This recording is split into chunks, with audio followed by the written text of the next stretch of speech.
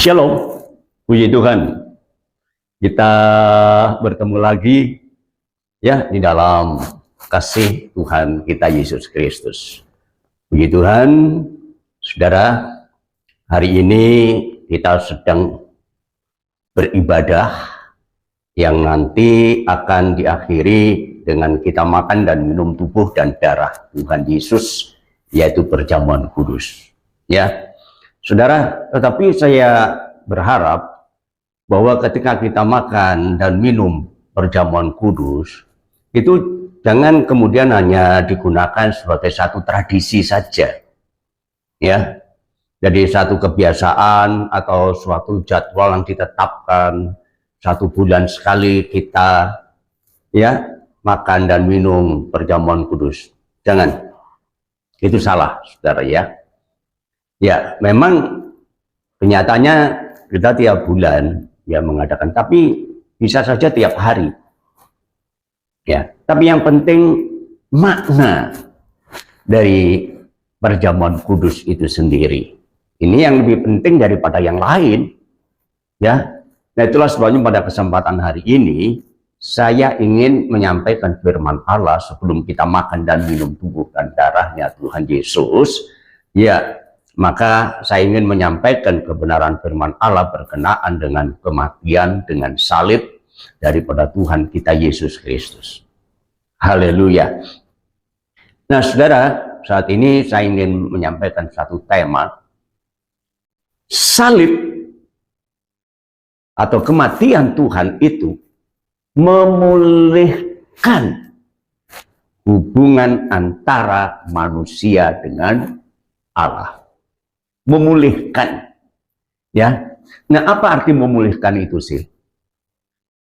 Makna dari memulihkan itu adalah satu tindakan, ya, mengembalikan sesuatu pada keadaan seperti atau sesuai aslinya, kembali seperti pada awalnya, ya. Jadi Anda kata saudara punya botol penyok. Ya, padahal awalnya kan tidak penyok. Nah, kemudian saudara usahakan supaya botol itu kembali baik, lurus seperti semula. Nah, itu namanya memulihkan. Ya. Nah, baik. Kita akan baca dulu ayatnya di dalam 1 Petrus pasal 3 ayat yang ke-18. Sebab juga Kristus telah mati sekali saja. Tuhan Yesus mati hanya sekali, tidak berulang-ulang. Untuk segala dosa kita. Aduh, luar biasa. Ia yang benar untuk orang yang tidak benar. Supaya, nah ini yang terpenting. Ia membawa kita kembali kepada Allah. Haleluya. Jadi kematiannya itu untuk memulihkan hubungan antara manusia dengan Allah. Kita lanjutkan dulu pembacaan. Ia yang telah dibunuh sebagai manusia, ya, dalam keadaannya sebagai manusia, tetapi yang telah dibangkitkan menurut roh. Haleluya. Nah, saudaraku yang kekasih, hubungan manusia sebenarnya dengan Allah yang sekarang ini bukanlah hubungan seperti pada awalnya. Ya, hubungan dengan Allah tidak seperti pada awalnya. Hubungan itu telah retak, telah rusak. Tidak ada lagi keharmonisan. Bahkan nanti ujungnya berakhir dengan kehancuran di pihak manusia. Ini saudara, hubungan dengan Allah itu sudah tidak seperti awalnya. Ya, pada awalnya saudaraku perhatikan bahwa manusia itu sangat mendapatkan perhatian dan hak istimewa daripada Allah. Ya, haleluya. Baik, kita akan baca dulu Kejadian pasal 1 ayat 26 dan 27.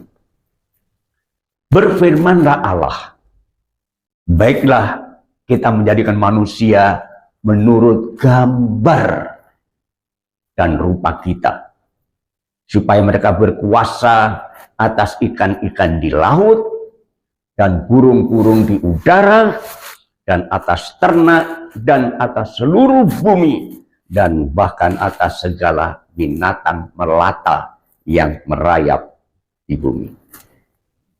Saudara bayangkan, manusia itu mempunyai hak yang sangat istimewa. Ya, dia diciptakan, tidak hanya sekedar diciptakan seperti Allah menciptakan seluruh bumi dengan segala isinya. Jadilah terang, ini terang pun jadi. Jadilah cakrawala, cakrawala jadi. Jadilah daratan dan lautan. Ya, ikan-ikan, burung-burung dan binatang-binatang yang melata. Tuhan cuma berfirman, jadilah, jadilah, jadilah. Tetapi ketika Allah ingin menciptakan manusia, maka ada permusyawaratan lebih dulu. Ya berkata, baiklah, kita menjadikan manusia menurut gambar dan rupa kita. Ya, saudara, dengan satu tujuan apa? Supaya ia menjadi penguasa atas seluruh ciptaan daripada Allah. Luar biasa ini. Dasar. Ya, manusia istimewa.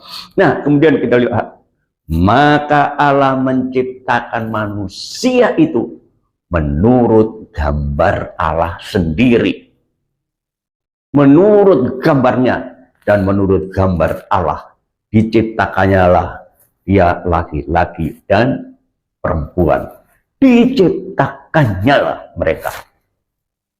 Perhatikan saudara, ketika Allah menciptakan manusia, diciptakannya laki-laki dan perempuan. Tidak ada yang bencong. Ya, sempurna waktu Allah menciptakan manusia ini. Ya, nah dalam Kejadian pasal yang kedua ayat yang ke-8 dikatakan, selanjutnya ketika manusia itu sudah diciptakan, Tuhan Allah membuat taman di Eden. Ada satu taman. Ya, siapa yang pernah pergi ke taman? Ya, ya pergi ke taman, tempat hiburan, ya, hanya sekali dua kali mungkin dalam 1 tahun. Tetapi di sini tidak. Selanjutnya Allah menempatkan manusia itu di Taman Eden. Ya, jadi selanjutnya Tuhan Allah membuat taman di Eden.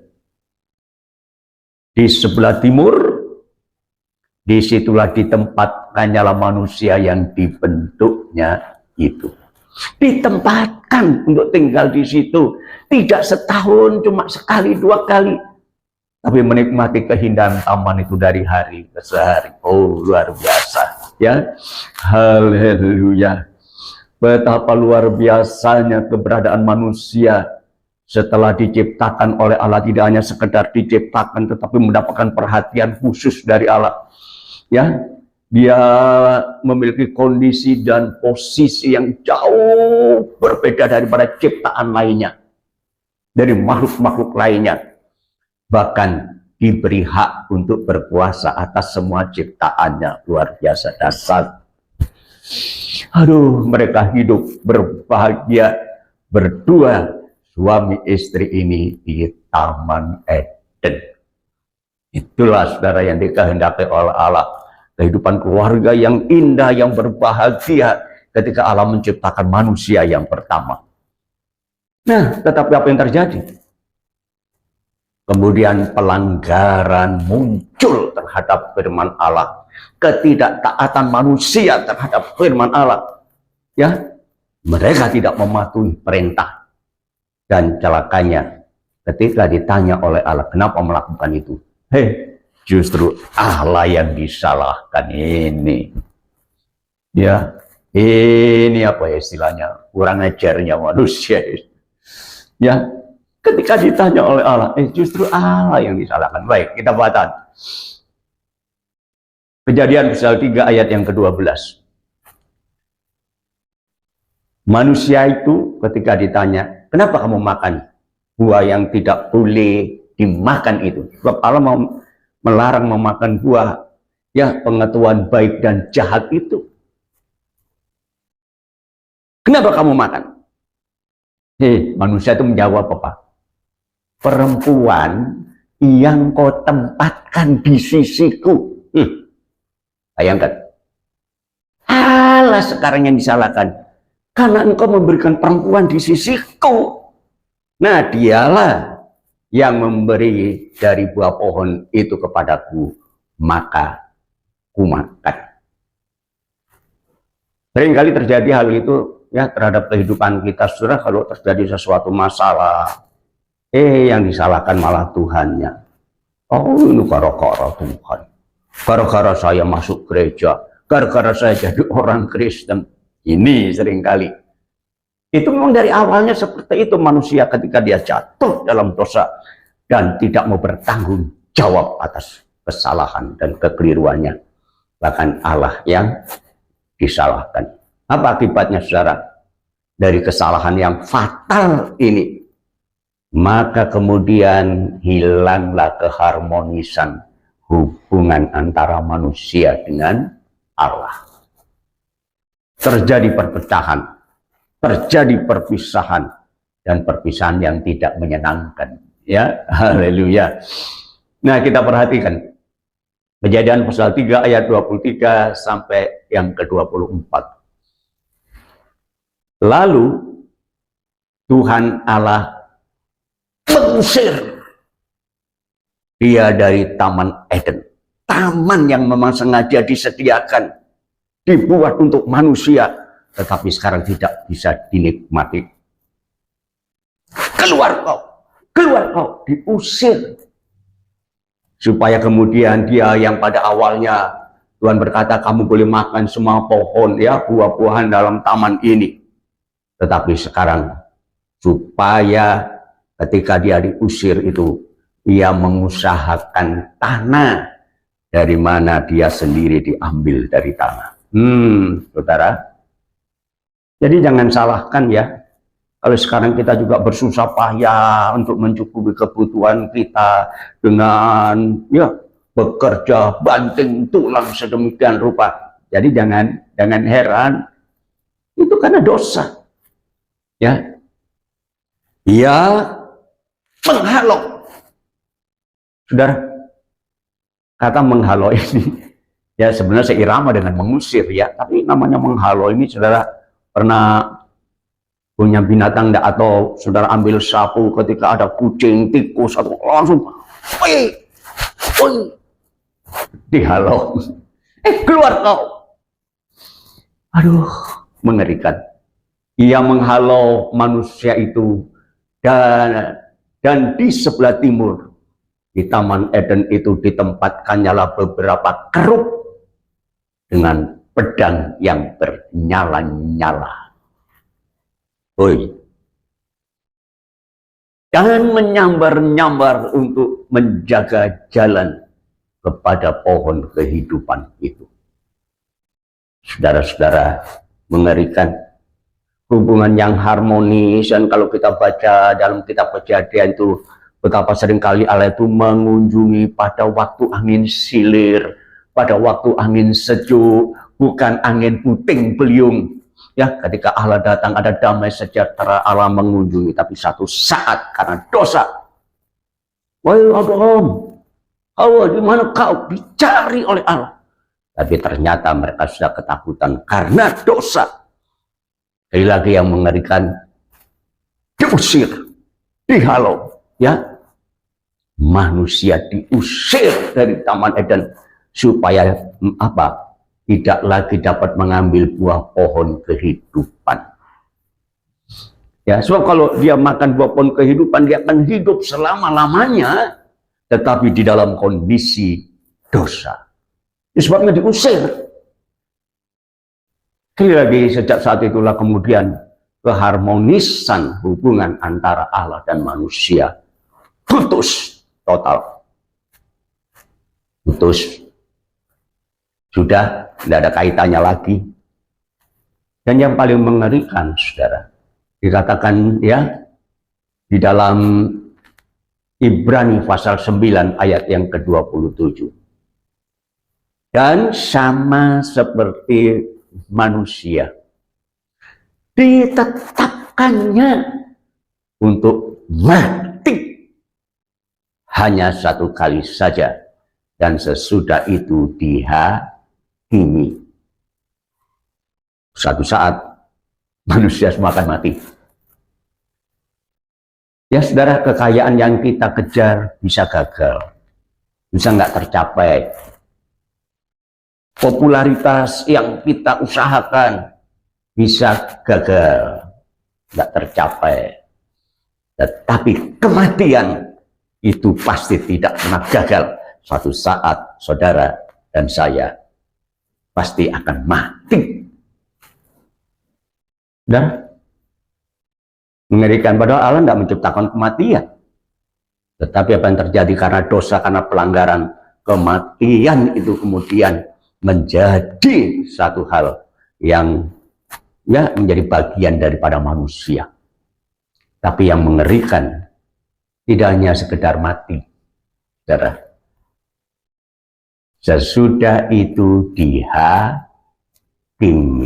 Wow. Dihakimi apa mana? Ya, istilah yang paling umum adalah masuk neraka. Apa sih neraka itu? Saudara, sebenarnya neraka itu adalah satu tempat di mana tempatnya iblis dan malaikatnya itu dihakimi. Ya. Coba kita akan baca di dalam Matius pasal 25 ayat 41. Dan ia berkata juga kepada mereka yang di sebelah kirinya,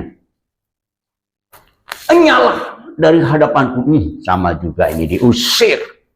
Hei kamu orang-orang yang terkutuk, enyalah ke dalam api yang kekal, yang telah sedia, telah dipersiapkan untuk iblis dan malaikatnya. Wow.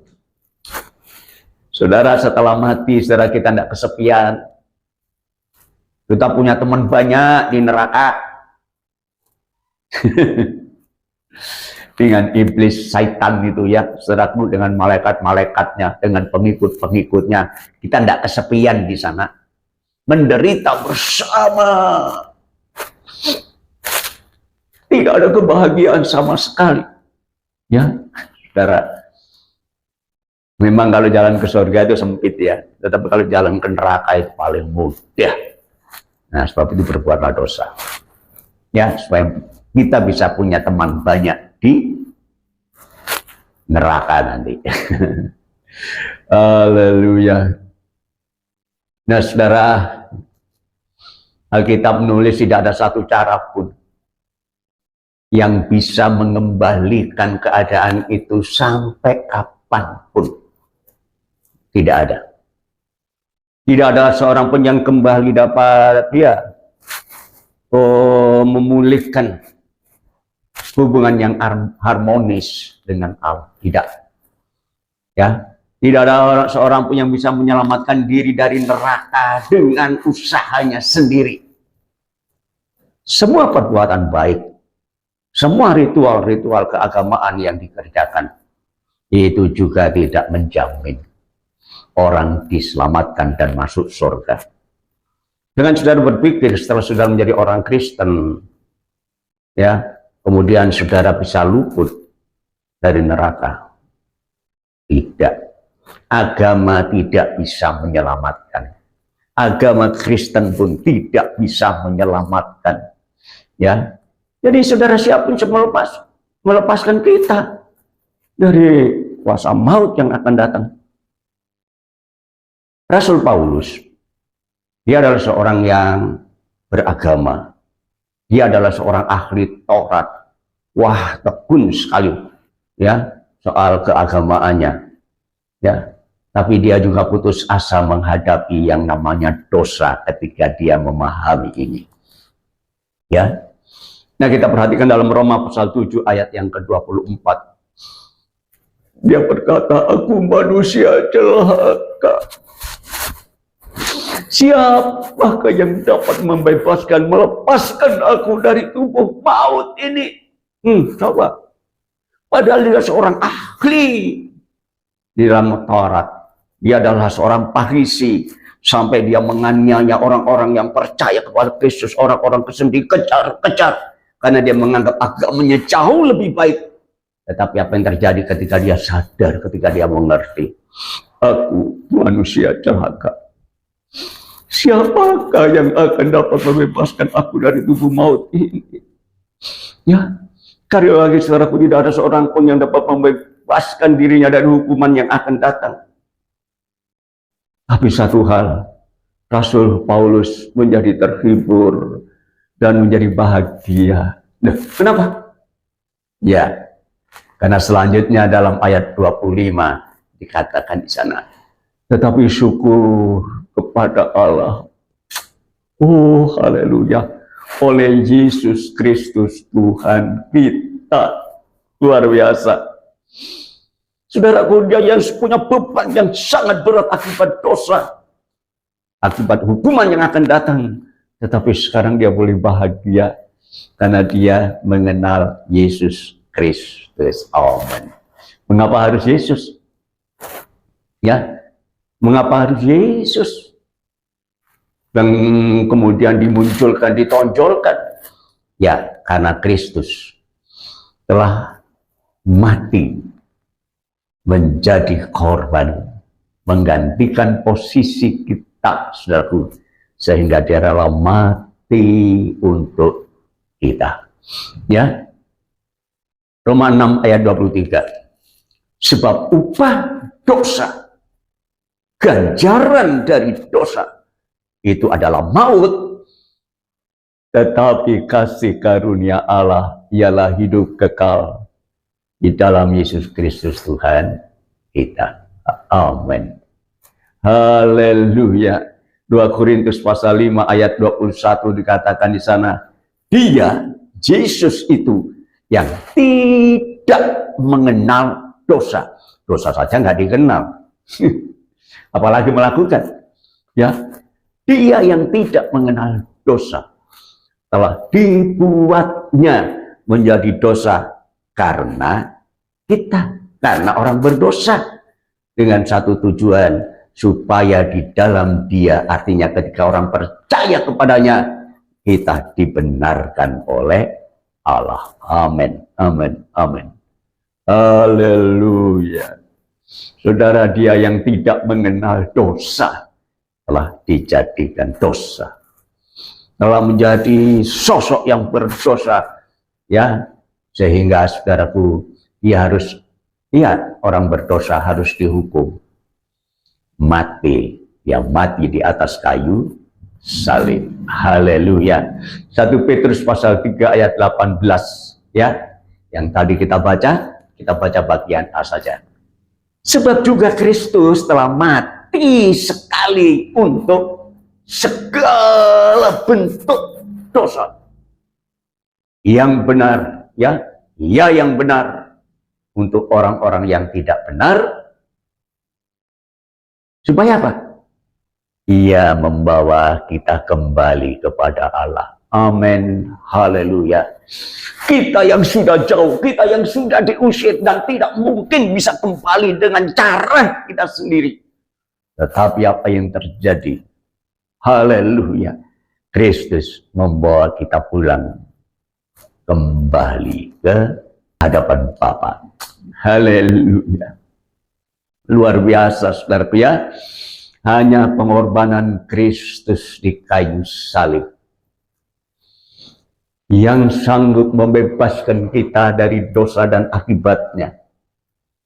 Bahkan yang memulihkan hubungan manusia dengan Allah yang sudah retak, yang sudah putus, yang tidak ada lagi keharmonisan, dikembalikan. Dia yang tidak berdosa telah mati di atas kayu salib untuk menanggung semua dosa manusia, supaya ia dapat menyelamatkan dan membawa orang berdosa yang percaya percaya kepadanya kembali kepada Allah. Amin, amin, amin. Nah, saudaraku, sebab itu mari, ya, kalau kita sudah mengenal ini, memahami ini, kita hargai pengorbanan Tuhan. Banyak orang Kristen nggak paham loh soal ini. Mereka hanya sekedar jadi orang Kristen, setia ke gereja, tetapi tidak memahami arti kematian dan pengorbanan Tuhan. Tetapi sekarang kita tahu. Nah, sebab itu mari kita hargai pengorbanan Tuhan. Ya, dengan cara meneladani sikap hidupnya yang lemah lembut dan rendah hati. Amin. Ya. Nah, saudaraku, dalam Matius pasal 11 ayat 29 Tuhan pernah mengajarkan. Dikatakan di sana, pikulah kuk yang dipasang, artinya beban yang ditanggungkan kepada kita, yaitu bukan beban yang artinya menjerumuskan kita, tidak, artinya kuk yang kupasang. Itulah firman yang disampaikan, ya pikulah. Ya, jadilah bagian dalam hidupmu dan belajarlah kepadaku, karena aku lemah lembut dan rendah hati, dan jiwamu akan mendapat ketenangan. Saudara, ternyata resep ketenangan itu hanya kita datang kepada Tuhan dan belajar apa yang diajarkan. Ketenangan ini sangat dicari oleh semua orang. Ya, semua orang mencarinya. Tetapi apa yang terjadi? Tidak ada lah yang namanya ketenangan di dunia ini. Ya, dengan sesama kita tidak tenang. Dalam keluarga suami istri juga tidak ada ketenangan. Saudara, kuncinya cuma satu. Percayalah Tuhan Yesus dan belajarlah kepadanya. Haleluya. Nah, dalam Filipi pasal 2 ayat yang ke-5 sampai yang ke-7 dikatakan di sana, hendaklah kamu di dalam hidupmu, hendaklah kamu di dalam hidupmu bersama menaruhkan, meletakkan pikiran dan perasaan yang terdapat juga di dalam Kristus Yesus.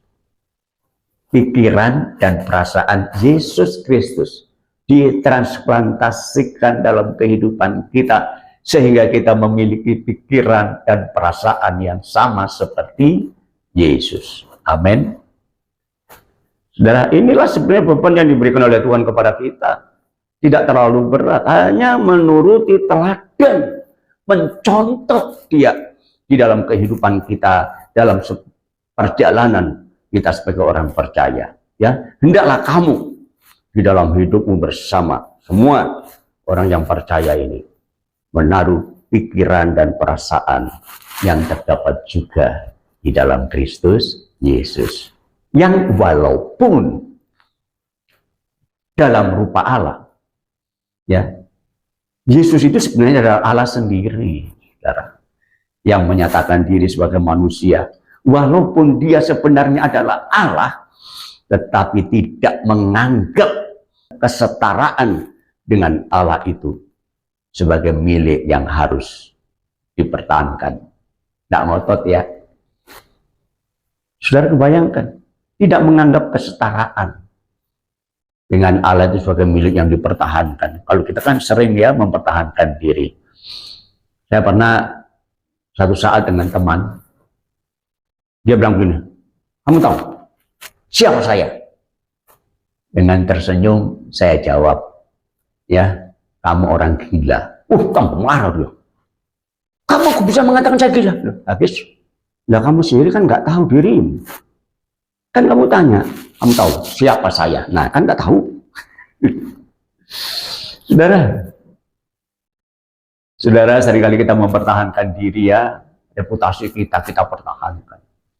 Tetapi Yesus yang walaupun dia setara dengan Allah, tetapi tidak menganggap sebagai milik yang harus dipertahankan, melainkan dia telah mengosongkan dirinya. Mengosongkan itu sudah berarti tidak ada sama sekali. Kealahannya ditinggalkan. dan mengambil rupa apa? Seorang hamba.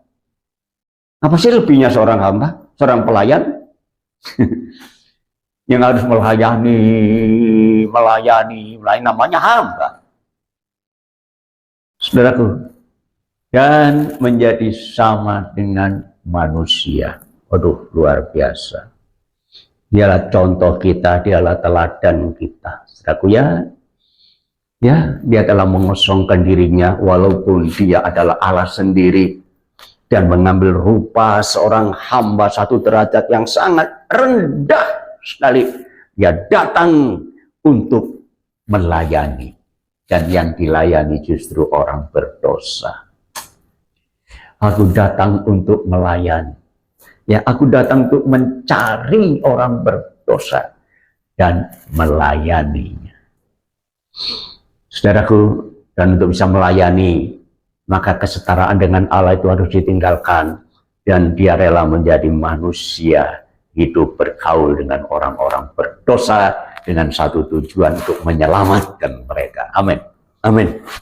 Aduh, luar biasa Tuhan.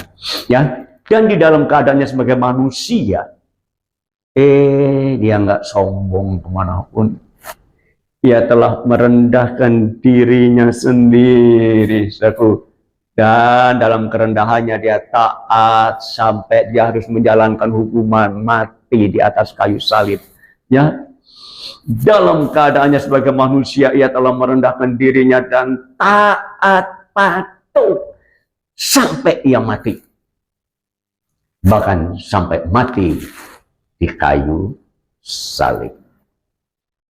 Aduh, dasar. Inilah contoh kita, saudaraku ya. Jadi ketika kita sudah percaya kepada Yesus sekarang, mari kita meneladani dia. Siapa dia sebenarnya? Ya, dialah yang telah menyelamatkan kita, yang mengembalikan hubungan antara manusia dengan alam menjadi harmonis lagi. Ya, kita lihat di sini bahwa karya keselamatan, karya pemulihan hubungan dengan Allah itu hanya oleh karena Tuhan Yesus yang sudah mati di atas kayu salib. Dan ngerti sekarang ya kenapa Tuhan Yesus harus mati? Dia yang tidak mengenal dosa telah dijadikan dosa supaya dia mati di atas kayu salib menggantikan posisi orang berdosa, termasuk saudara dan saya. Nah, sebab itu saudaraku, apa yang harus kita kerjakan sekarang?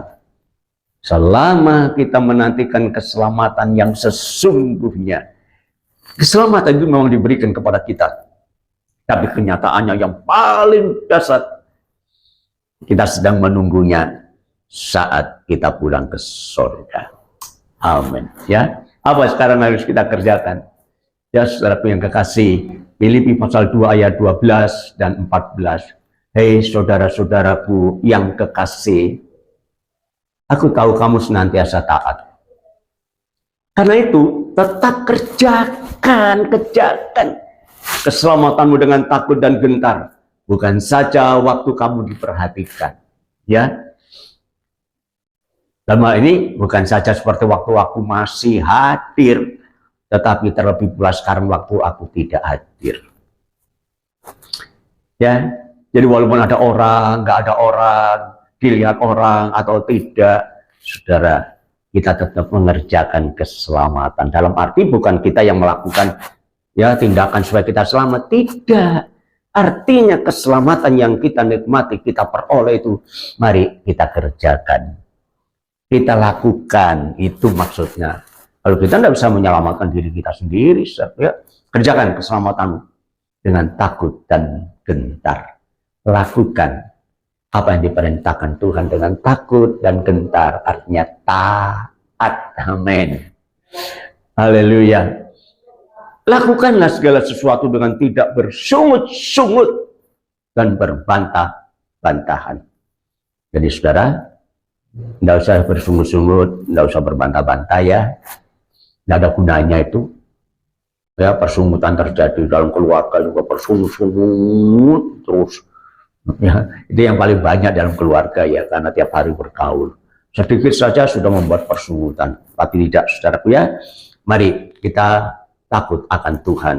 Kita kerjakan keselamatan itu artinya kita menurut jalan yang diberikan oleh Tuhan dengan takut dan gentar. Ya, dan saudaraku, tanpa persungutan. Saya yakin Tuhan pasti memberkati kita. Amin. Amin. Amin. Haleluya. Tuhan memberkati kita semua. Amin.